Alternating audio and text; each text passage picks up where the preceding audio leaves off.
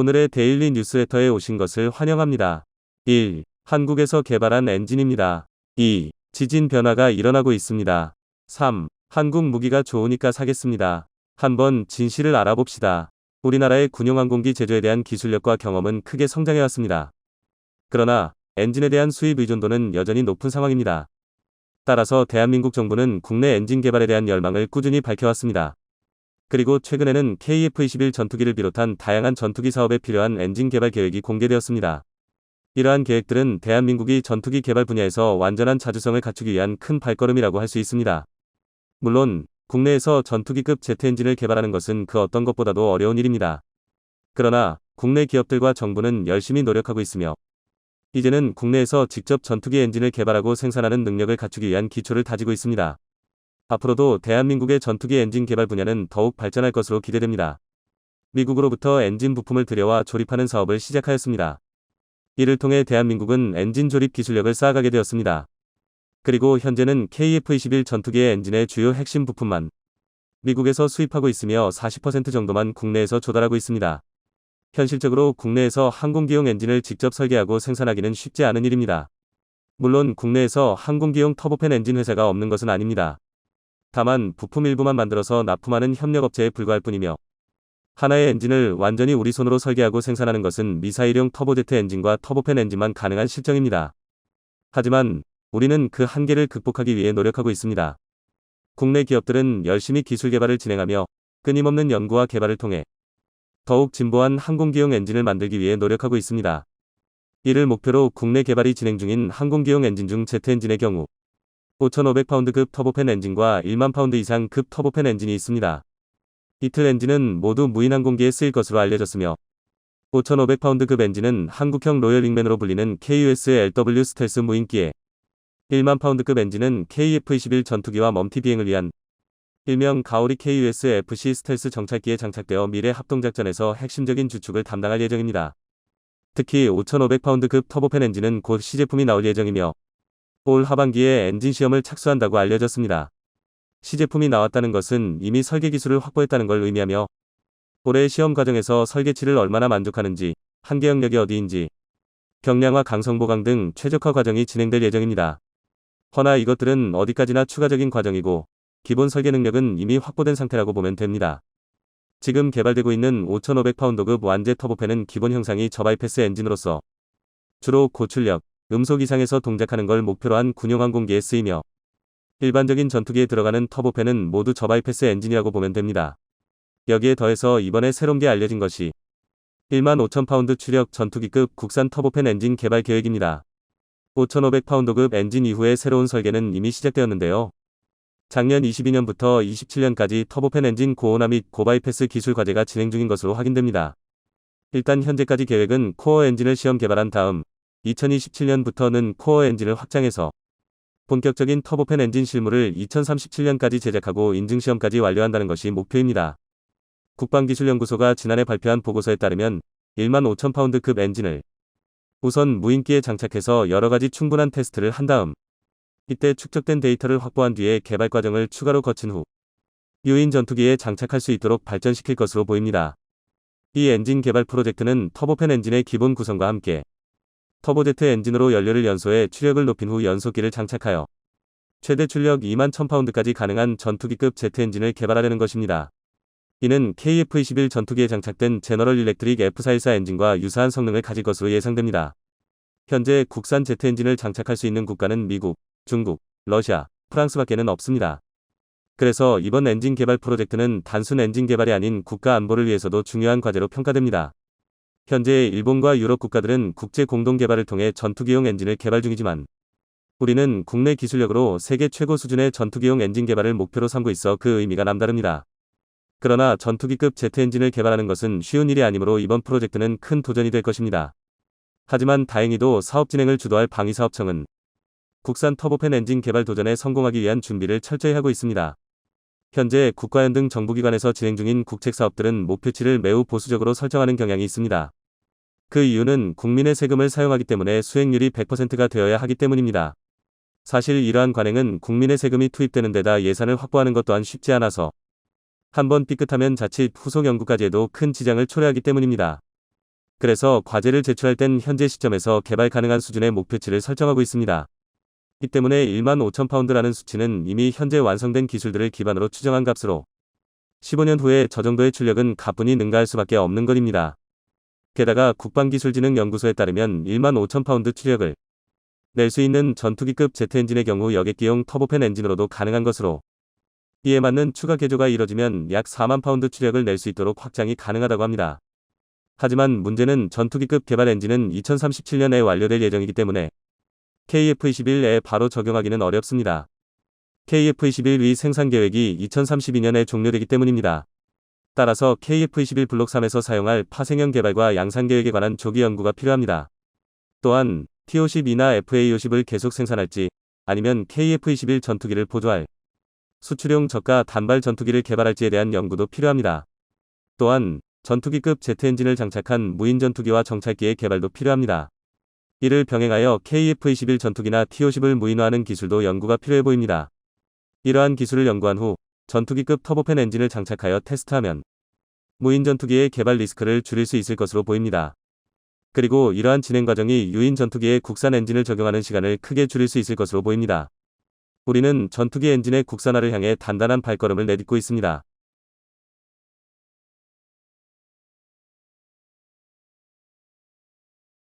대한민국 방산시장에 심상치 않은 분위기가 감돌고 있습니다. 2022년 역대급 수출액을 기록하면서 방산업체 간의 관계에도 지각 변동이 일어나고 있는 건데요. 특히 이 중심에 서 있는 건 하나에어로스페이스입니다. 하나에어로스페이스는 전신이었던 삼성정밀공업에서부터 줄곧 몸집을 키워왔는데요. 심지어 지난해에는 하나방산과 하나디펜스까지 인수하면서 국내 최대 규모의 방산업체로 거듭났습니다. 그리고 이런 가운데 하나에어로스페이스 KAI 인수설까지 불거지며 전세계 방산시장 관계자들의 이목이 쏠리고 있는데요. 하지만 이를 지켜보는 시선이 무작정 곱기만 한 건 아닙니다. 그래서 준비했습니다. 오늘은 하나에어로스페이스의 KAI 인수, 그 면과 암에 대해 모두 알려드리겠습니다. 하나에어로스페이스는 공공연하게 세계 10대 방산기업을 목표로 하고 있다고 공언하고 있습니다. 지난 2022년까지만 해도 하나는 세계 100대 방산 기업에서 30위를 기록했는데요. 이런 가운데 KAI 부사장 출신을 임원으로 영입하면서 다수의 전문가는 하나에어로스페이스가 본격적인 행동에 나섰다고 주장하고 있습니다. 그도 그럴 게이는 하나에어로스페이스가 몸집을 불리는 전형적인 행동인데요. 단적인 예로 하나는 하나에어로스페이스를 앞세워 대우조선해양 특수선 사업부의 핵심 인사를 스카우트하고 대우조선해양 인수를 추진했기 때문입니다. 대우조선해양 인수를 전례로 삼을 경우 앞으로 일군의 KAI 출신 항공 전문가들이 곧 하나에어로스페이스의 새 터를 잡을 것이라는 전망이 나오고 있는데요. 특히 항공사업은 개발에 막대한 시설, 자본, 기술 등이 필요한 만큼 민간 기업으로서 상당한 자본 투자가 가능한 하나에어로스페이스의 KAI 인수는 긍정적인 효과가 많습니다. 하나에어로스페이스는 엔진과 레이더, 그리고 항전 등 항공 장비에 강점이 있는 반면 항공기 자체를 개발하는 체계 능력은 없습니다. 그런데 KAI의 경우 항공 장비 개발 능력은 없으나 독보적으로 항공기 자체 생산이 가능한 체계 개발 업체로서 T-50, FA-50, KF-21을 비롯한 전투기, 수리온 등의 헬기 및 UAV 등 폭넓은 체계 개발 자산을 보유하고 있습니다. 이러한 두 업체의 통합은 자동차 부품과 완성자 업체처럼 수직 계열화가 가능하여 경쟁력 확보와 시장 점유율 확대를 기대할 수 있습니다. 이로 인해 두 업체의 결합을 긍정적으로 보는 전문가들은 대한민국 방산시장에서 1, 2위를 다투는 기업 간의 시너지 효과를 기대하고 있는 건데요. 심지어 글로벌 수준의 새로운 대형 항공 방산업체가 탄생할 수도 있습니다. 실제로 항공기 수출 측면에서 하나에어로스페이스의 KAI 인수는 긍정적인 측면이 많습니다. 특히 KF-21 위 수출의 활로가 더욱 뚜렷해질 텐데요. 이제 KF-21 위 성능은 의심할 수 없지만 신생 브랜드로서 대한민국이 세계 방산시장에서 자리를 잡기란 결코 쉬운 일이 아닙니다. KF-21이 경쟁자들을 제치고 해외 고객을 확보하기 위해서는 조속한 개발 완료와 폭넓은 마케팅이 필요한데요. 그러나 하나에어로스페이스의 장비 부품 개발 단계와 KAI 체계 개발 단계가 별도로 움직이는 현재 상태에서는 이 과정이 더욱 어렵습니다. 하지만 하나가 KAI를 인수하면 상황 반전이 가능합니다. 하나의 자본과 영업 능력을 활용하면 수출 대상국 요구사항에 맞게 KF-21을 업체 차원에서 개조할 수 있고 KF-21 개발에 투자하려는 국가를 보다 용이하게 확보할 수 있습니다. 따라서 하나 KAI 통합체는 세계 최고의 방위 산업체라는 미국의 록히드 마틴과 같이 여타 방산업체를 압도하는 거대 업체로의 발전으로 이어질 가능성이 충분합니다. 뿐만 아니라 이러한 통합이 현실화된다면 대한민국의 항공우주 산업 자체에 거대한 지각 변동이 발생하게 될 텐데요. 그간 대한민국이 전 세계 방산 시장에서 점점 두각을 드러내면서 국내 방산 업체도 많은 성장을 이루었지만 아직 네로라는 글로벌 수준에는 도달하지 못했습니다. 하지만 하나 KAI 통합체는 글로벌 수준에 도달할 잠재력이 충분하며 이 통합체를 기반으로 한국의 여러 방산 기업이 국제 무대의 더 넓은 시장과 분야에서 경쟁력을 발휘할 수 있습니다. 게다가 하나에어로스페이스의 경우 이름 그대로 우주 사업에서도 두드러진 역할을 하며 민간 우주기업으로서의 경쟁력은 더욱 공고해질 것입니다. 실제로 하나에어로스페이스는 한국형 발사체인 누리호 KSLV-2의 액체로켓 엔진 개발을 맡고 있을 뿐더러 자회사인 하나시스템은 위성 탑재체인 영상 레이더 SAR, 전자광학 적외선 이제로-1 등 구성품 제작 기술과 의성 안테나, 통신 단말기 등 지상체 부문 일부 사업도 하고 있는데요. 앞으로 발전할 가능성이 무궁무진합니다. 안 그래도 하나가 KAI 핵심 인사를 영입하며 항공우주 분야의 역량 강화에 힘쓰고 있는데 현재 진행되고 있는 사업을 보면 항공우주 분야에서는 적수가 없는 압도적 1인자로 올라설 것입니다. 특히 누리호 발사체 사업 참여를 통하여 한국항공우주연구원이 보유한 체계 종합기술과 발사 운용 노하우를 전수받을 예정인데요. 추후에는 민간 인공위성, 우주선, 각종 물자를 우주로 보내는 무주 수송 사업의 사업화도 진행할 것으로 보입니다. 이쯤 되면 한국의 록히드 마틴뿐만이 아니라 한국의 스페이스X로도 거듭날 수 있을 것 같은데요. 하지만 세상 모든 일이 그렇듯 하나에어로스페이스의 KAI 인수도 무작정 밝고 좋은 일만 있는 건 아닙니다. 업계 관계자들은 최근 전 세계 방산 시장에서 한국 무기체계가 주목받고 있는 만큼 마중물 역할을 할 글로벌 방산 기업이 필요하다고 주장하지만 결과론적으로 봤을 때 하나에어로스페이스와 KAI 결정에 모든 게 달려 있는데요. 특히 KAI는 민간에 팔리면 대한민국 안보가 흔들릴 것이다 라고 말할 정도로 격렬하게 매각설을 부정하고 있습니다. KAI는 공기업의 성격이 강한 데다 결정적으로 임직원의 반대가 극심하기 때문인데요. 가장 큰 이유는 FA50입니다. 더 정확히 말하면 FA50 자체보다는 그 속에 담긴 인내심인데요. FA50은 2002년 개발 당시 경쟁 기종 중 최고 수준의 성능을 자랑했지만 아이러니하게도 지나치게 뛰어난 성능이 발목을 잡았습니다. 훈련기로 쓰기에는 오버스펙이었고 그렇기에 가격도 비싸서 수출 실적도 좋지 못했는데요. 그러나 20여 년의 세월이 지나면서 모두 아시다시피 FA50은 전 세계 방산 시장을 홀렸습니다. 훈련기의 요구 성능이 올라가면서 T50이 수요가 폭발했고 경공격기에서도 FA50 수준의 성능이 필요해졌습니다. 실제로 폴란드 또한 30억 달러, 한화 4조 1,700억 원이 넘는 규모의 FA50을 도입하기로 계약했는데요. 천덕꾸러기 신세였던 FA50이 마침내 KAI를 책임지는 효자로 거듭난 것입니다. 하지만 현재 KAI의 입장은 민간 기업이 과연 이 오랜 시간을 기다릴 수 있겠냐는 것입니다. 아무리 방산 기업이라 하더라도 소위 말해 수익성이 낮은 상품을 유지하는 건 쉽지 않습니다. 실제로 현재 하나에어로스페이스의 주력 무기 체계는 K9 자주포, KOA1, K21 보병전투장갑차 등 수익성이 높은 제품이 대부분입니다. 반면 KAI는 KT1부터가 대한민국 국가 차원의 도전이 아니었으면 시도하지 못했을 사업이었습니다. 이러니 민간 분야로 인수되는 데에 거부감이 들 수밖에 없는데요. 더군다나 하나도 아직까지는 대우조선해양 소화에 중점을 두겠다는 입장입니다. 두 곳 모두 상당히 조심스러운 상황인데요. 스톡홀름 국제평화문제연구소 SIPRI에 따르면 2021년 기준 하나에어로스페이스의 방산 판매 순위는 전 세계 기업 중 50위에 그칩니다. KAI는 더 낮은 65위인데요. 대한민국의 전 세계 방산 시장 점유율이 8위에 달한다는 걸 생각하면 상당히 낮은 수치입니다. 하지만 하나에어로스페이스와 KAI가 힘을 합치면 그 가치는 세계 시장 기준 33위까지 치솟습니다. 누가 한국 무기가 싸구려하고 했어. 비즘 내서라도 K무기 구입하자는 외국인들. 연일 한국의 무기들에 대한 내용이 뉴스에서 보도되고 있다. 뭐 그만큼 한국의 무기가 좋으니 구매하겠지만 아무래도 아직은 저렴한 가격이라는 가성비 때문에 구매한다는 생각이 강해. 난 무기에 대해서 잘 모르거든. 도대체 K9 자주포가 얼마나 대단한 무기길래 다들 수조원을 들여 구입하고 있는 거야? 전문가 있으면 알려줘. 저번 영상에서 알려드렸던 것처럼 폴란드에 이어 루마니아까지 막대한 예산을 들여 K9 자주포와 K2 전차를 구입하기 위해 수뇌부들이 한국을 방문했습니다. 정세가 정세인 만큼 지금 동유럽은 그야말로 한국 무기를 사기 위한 경쟁이 펼쳐지고 있다고 할 수 있죠. 이 외에도 인도나 사우디 등 전 세계에서 한국 무기 수입 관련 뉴스가 전해지고 있습니다. 그런데 여기에 항상 등장하는 이름이 있는데요. 그건 바로 K9 자주포입니다.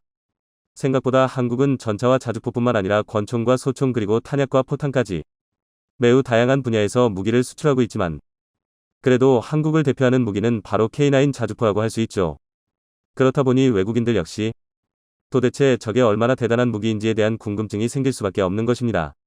이쯤 되면 한국인들 입장에서도 진짜 K9 자주포의 성능이 얼마나 대단한 거지? 라는 궁금증이 생기기도 합니다. 일단 자세한 스펙을 설명하기 전에 가격만 놓고 봐도 기존에 유명했던 미국이나 독일의 무기들과는 비교할 수 없는 위치에 속하고 있습니다. K9 자주포 하나의 가격은 약 40억 원 정도로 알려져 있는데요. 이번에 루마니아가 함께 구매를 고려하고 있던 독일의 제식 자주포인 G000가 대략 대당 160억 정도니 4분의 1 수준에 불과한 것이죠.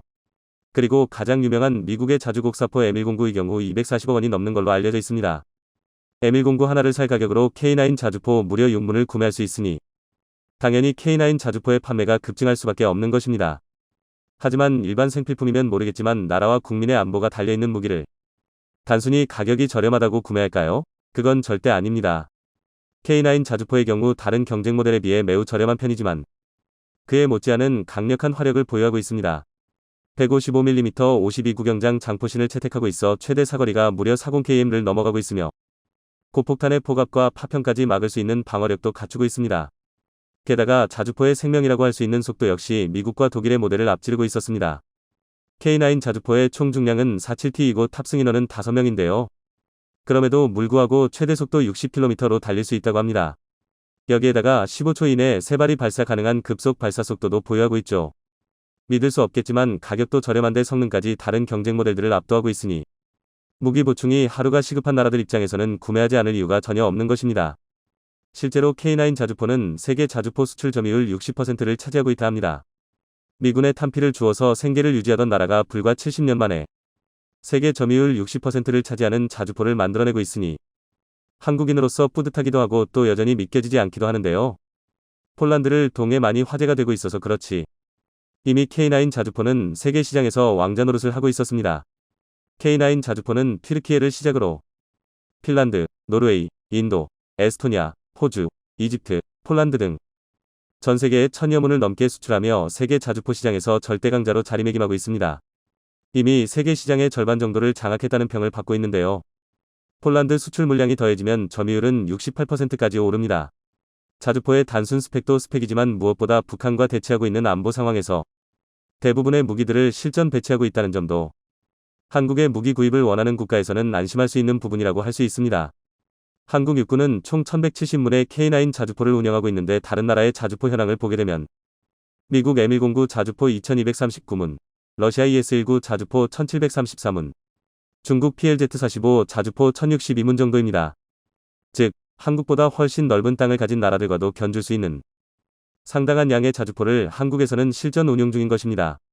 특히 K9 자주포가 2010년 연평도 포격전에서 북한의 선제 공격에 즉각 응사한 것도 신뢰도를 높였다는 평가를 받기도 했죠. 아무래도 수입을 하려고 실사를 하러 여러 국가의 관계자들이 한국에 왔을 때 실제로 한국의 군인들이 쓰고 있는 것을 보면 도움이 될 수밖에 없는 것입니다. 한 가지 재밌는 점은 그래서인지 K9 자주포를 구매한 나라들은 대부분 추가 구입을 원한다는 것인데요. 최근 에스토니아 군 당국은 2018년 K9 자주포 12문 도입에 이어 지상군 전력 강화 차원에서 추가 도입을 추진하고 있습니다. 지난 10일 현지 공영방송 ERR과의 인터뷰에서 K9 자주포 12문을 추가로 구매하기로 결정했다며 이는 에스토니아 방위군의 선봉을 더욱 강력하게 만들 것이라고 밝히기도 했죠. 에스토니아가 추가 도입을 추진하는 건 결국 군사력 강화에 K9 자주포가 매우 큰 역할을 했다는 평가 때문이었습니다. 앨런 레이드마 EDF 제1포병여단 포병대대 사령관은 한국의 무기 시스템은 기존의 견인과 이동식 포병 무기 시스템에 추가된 중요한 요소이며 우리의 전투 능력 향상에 크게 기여했다.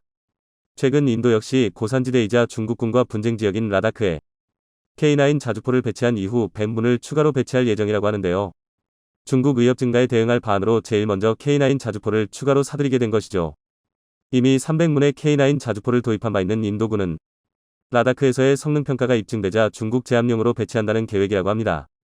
그런데 K9 자주포와 항상 쌍둥이처럼 같이 거론되는 무기가 있는데요. 그건 바로 K2 전차입니다. 일명 흑표 전차라고도 불리는 K2 전차는 미국의 에이브럼스 M1A2, 독일의 레오파르트 전차와 경쟁 모델이라고 할 수 있습니다. 세계 시장에 수출되기 시작하면서 그 판도는 바뀌기 시작했죠. 그만큼 외국에서는 한국이라면 일상생활처럼 일어나는 일들이 거의 불가능하다고 할 수 있는데요. 일단 산악지형인 한국에 맞춰 제작됐기 때문에 전 세계 모든 나라에서 최고의 성능을 발휘할 수 있다는 게 가장 큰 매력으로 뽑히고 있습니다.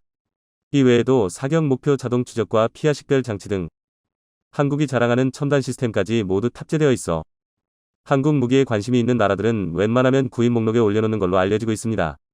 그리고 실제 전문가들과 K2 전차를 구입해 실전에 배치 중인 국가들의 분석에 따르면 미국의 에이브람스 등 경쟁 모델들에 비해 높은 성능을 갖추고 있다 전해지고 있습니다. 사실 2008년 처음 K2 전차가 언론에 공개됐을 때 단순 수치만 비교하더라도 미국이나 독일의 전차보다 높은 성능을 자랑하고 있었지만 대부분 믿지 않는 분위기였습니다. 무기라는 게 아무래도 실전에서 막상 사용하면 단순 수치는 크게 의미가 없어지는 경우도 많고 그만큼의 성능을 발휘하지 못하는 무기들도 많기 때문이죠. 게다가 2008년 한국의 방산산업은 지금과는 달리 그 누구도 크게 관심을 가지지 않는 수준이었습니다. 하지만 조금씩 실전에서의 데이터가 싸미자 과장이 아니라 정말로 세계 최정상급 전차라는 사실이 밝혀진 것이죠. 그러자 K9 자주포와 마찬가지로 K2 흑표 전차의 구입 요청 역시 쇄도하기 시작했습니다. 현재 K2 전차는 폴란드에 이어 노르웨이 방산시장 진출을 앞두고 있습니다. 이와 함께 폴란드 추가 수출까지 연내 구체화될 전망인데요. 현대로템이 노르웨이에 공급하는 K2 전차 초도 물량은 폴란드 1차 물량보다 조금 작은 3조 원 규모로 업계는 보고 있습니다. 이제 한국의 무기들은 수조 원의 규모가 보통일 정도로 그 영향력이 커진 것입니다. 노르웨이에 전차를 공급하는 수주 경쟁은 올해 초부터 이어졌었는데요. 아직까지 K2 전차를 의심하고 있던 외국인들은 K2 흑표 전차와 독일 KMW 레오파드 전차가 치룬 통계시험 평가에서 K2 전차가 독일의 전차를 누르고 우수한 평가를 받았다는 소식에 의심을 거둘 수밖에 없었죠. 이처럼 현대로템이 연내 수주에 공들인 프로젝트가 두 건이 있는데 하나는 최대 800대 규모에 달하는 폴란드 추가 수출이고 또 하나가 바로 노르웨이 K2 전차 수출 건이었죠. 두 계약을 합친 수주 규모는 무려 약 20조 원에 달할 전망이라고 하는데요. 결국 한국의 무기가 뛰어난 실전 활용성을 갖추고 있지 않았다면 결코 이뤄낼 수 없었던 성적이 아닐까 싶은데요. 그럼 지금부터 한국을 대표하는 K9 자주포와 K2 전차에 대해 미국의 두 번이나 핵을 맞은 결론은 모자랐던 걸까요? 전범국인 일본이 다시금 전쟁에 대한 야욕을 불태우고 있습니다.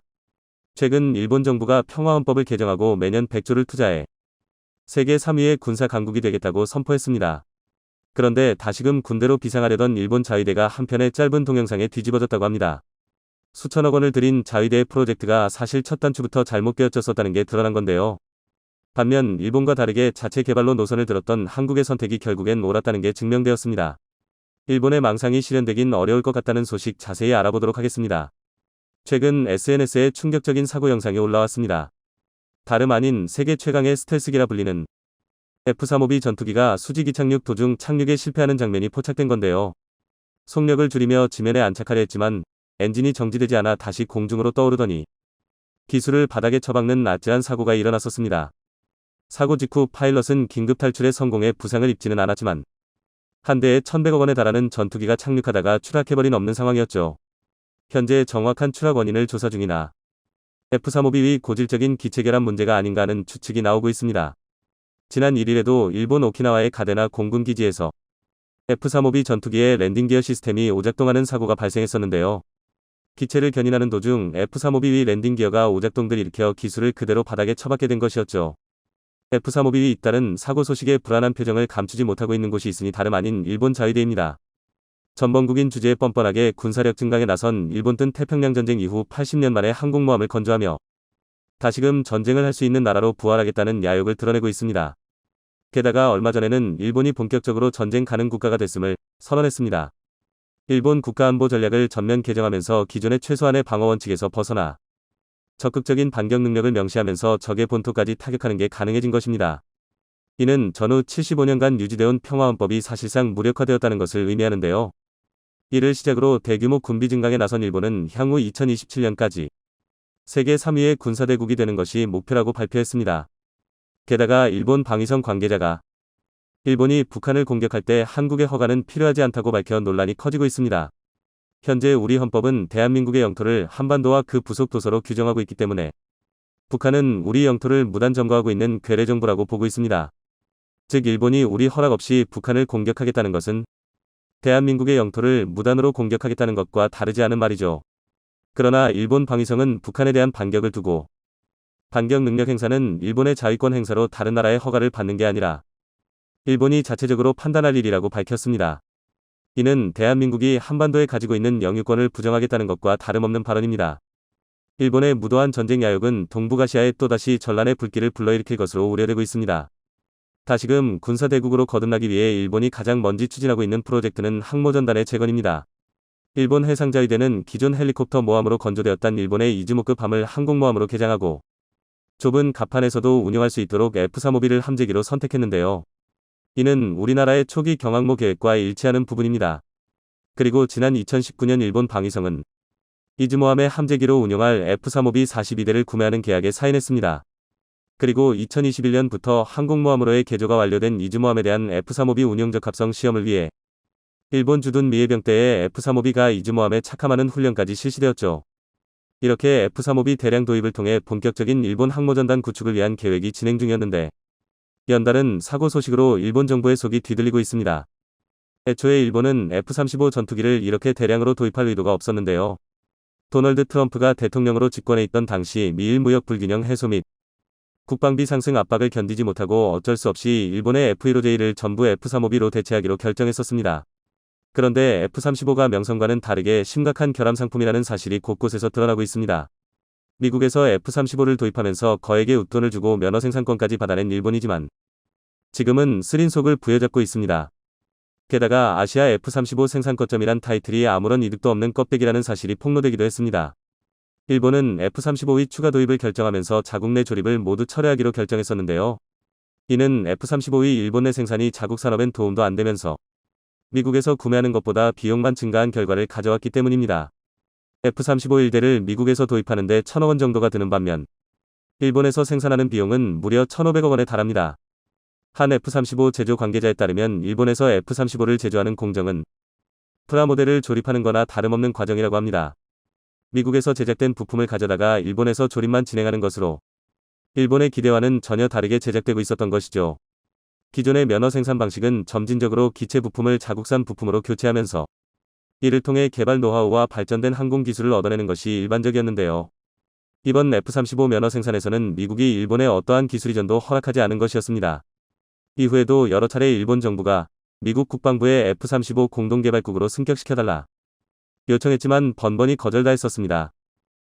미국은 일본을 좋은 시장성을 가진 고객이지 대등한 입장의 사업 파트너로 보고 있지는 않았던 것입니다. F-35 기체 사고가 연달아 터지면서 F-35B 도입을 보려한 한국의 선택이 주목받고 있습니다. 경항모 도입을 추진하던 우리나라 역시 일본과 마찬가지로 함재기로 F-35B를 대량 도입할 예정이었습니다. 하지만 경항모 사업의 타당성 문제와 KF-21 보라매의 성공적인 개발로 새로운 가능성이 열리게 되면서 F-35B 도입은 미루어지게 되었습니다. KF-21 보라매의 개발이 성공적으로 진행되었고 전투기의 완성도가 상상 이상으로 뛰어나 이를 함재기로 사용하는 중형 항모를 건조하자는 계획안이 제기되었습니다. 그리고 타당성을 확인하기 위해 올해 4월부터 국방기술진흥연구소에서 함재기 국내 연구개발 방안에 대한 연구 용역이 진행되고 있었는데 최근 충분히 항공모함 함재기를 국내 개발할 수 있다는 잠정 결론이 나왔다고 합니다.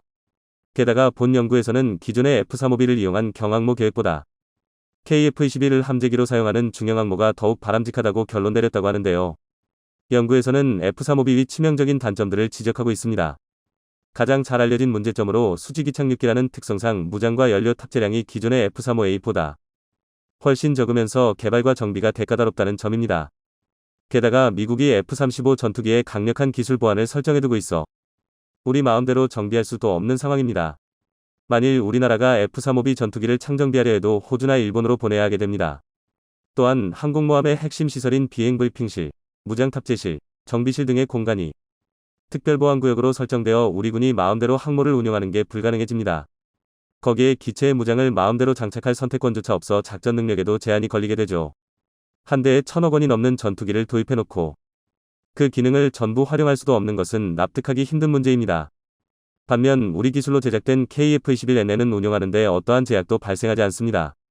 또한 최근 한국에서 본격적으로 개발 중인 최신 미사일들을 마음대로 인티하여 사용할 수 있어 전망이 더욱 밝은 상황인데요. 지난 12일 방위사업청은 2028년까지 1,900억 원을 투입해 KF-21 전투기의 핵심 무장이 될 한국형 타우러스 공대지 미사일의 본격적인 개발에 착수한다고 밝혔습니다. 일명 천룡이라 이름 붙여진 이 미사일은 국내 기술로 개발하는 첫 공중발사 유도탄으로 수백 km 떨어진 적의 핵심 표적을 정밀 타격하는 게 가능합니다. 지난 2019년부터 작년 말까지 진행된 장거리 공대지 유도탄 탐색 개발을 통해 기술 개발의 성공 본격적인 개발에 착수할 수 있게 되었다고 방위사업청은 설명했습니다. 여기에 현재 개발 중인 국산 초음속 미사일을 통해 향후 KF-21이 대함 능력까지 갖춰질 예정입니다. 이렇게 우리 기술로 탄생할 KF-1에는 우리 기술로 만들어진 무장이 탑재되어 온전히 자주적인 무기로서 우리 영토를 지키게 될 것으로 기대받고 있습니다. 인류사의 남을 만행을 저지른 일본 제국주의가 다시금 부활의 움직임을 보이고 있습니다. 전 세계에서 일본만이 보유한 신기록이 있는데요. 다른 나라와 치룬 전쟁에서 단 한 번도 선전포고를 한 적이 없다는 것입니다. 임진왜란, 청일전쟁, 러일전쟁, 태평양전쟁까지 모두 선전포고 없이 일본의 기습으로 시작된 전쟁들이었습니다. 이처럼 신이 없는 일본이 다시 한국의 뒤통수를 치겠다고 해도 놀라만한 일은 아닐 것 같네요. 일본은 미국의 동맹국이지 우리의 동맹국이 아니라는 사실을 명심하며 그 누구라 해도 감히 한반도를 넘볼 수 없는 굳건한 안보 전력을 갖춰야 할 것입니다.